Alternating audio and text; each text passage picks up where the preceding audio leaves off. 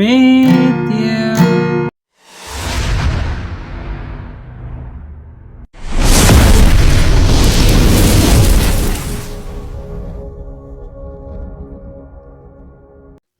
Hello mga ka-idol! So ngayon may ituturo ulit ako sa inyong magandang kanta. Ang title pala nitong kanta na ituturo ko ngayon sa inyo ay yung The Scientist by Coldplay. So itong kanta na ito mga ka-idol is ito yung easy version lang, no? Kasi sa iba nito is marami siyang bar chord. So itong gagawin natin is easy version lang.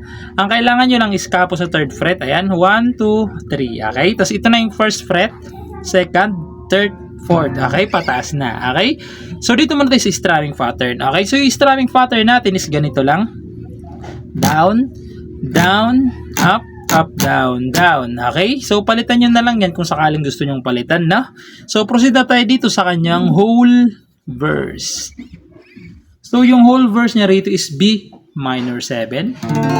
Ayan yung B minor 7 sa 2nd fret nakabar. Sa 3rd naman ay 2nd string. Sa 4th naman ay 3rd string. Okay? Ayan, B minor 7. Ay sa 4th fret pala, 4th string, sorry, 4th string pala, ayan. Tapos G. Yung G, 1st string, 2nd string, 5th string, tsaka 6th string. Ayan, G. Tapos sunod is D. Yung D, 1st string, 2nd string, 3rd string. Okay, D. Sunod niyan is D sus 2. Yung D sus 2, di ba nakadi kayo? Aangatin nyo lang itong gitna. Ayan, D sus 2. Bale yung natira, ito na lang siya. 3rd string na lang to. Tapos ito 2nd string na lang. Okay, D sus 2. So ulitin ko lang yung chords para hindi kayo malito. B minor 7. G. D. D sus 2. Okay? Yung mga chords na yan na hanggang sa matapos yung verse, okay? Yan na yung lahat ng verse, yan na yung chords niya, no? Yung 4 na chords na yan.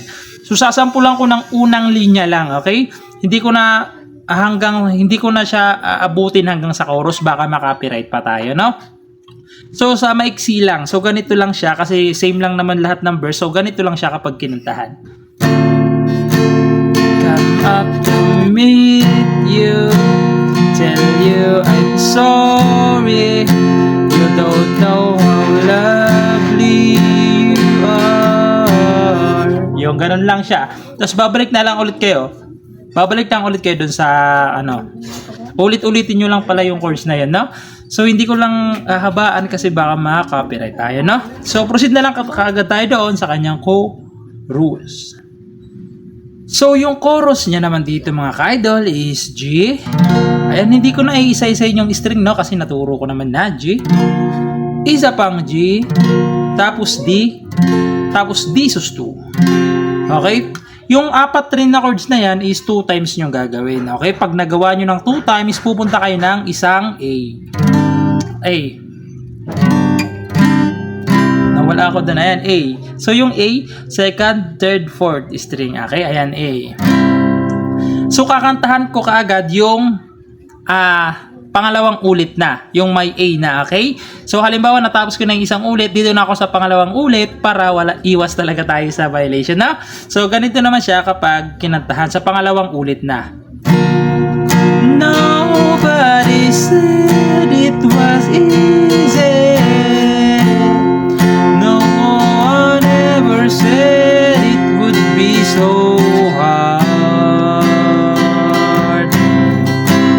Coming back to the start. Tapos yung instrumental niya sasabihin ko D, G, balik kayo sa D, B minor 7, tapos G ulit, tapos D, tapos D sus 2. Okay? Pagkatapos niyan, verse ulit. Pagkatapos ng verse ulit, chorus, pagkatapos ending. So yung ending same lang nung verse. Okay? So yung nakalagay naman dyan, no? Same lang sila ng verse yung ending. So ayun lang, hindi ko lang talaga kinakanta ng dire-diretso para hindi tayo makapiright, no? So ayun lang and goodbye.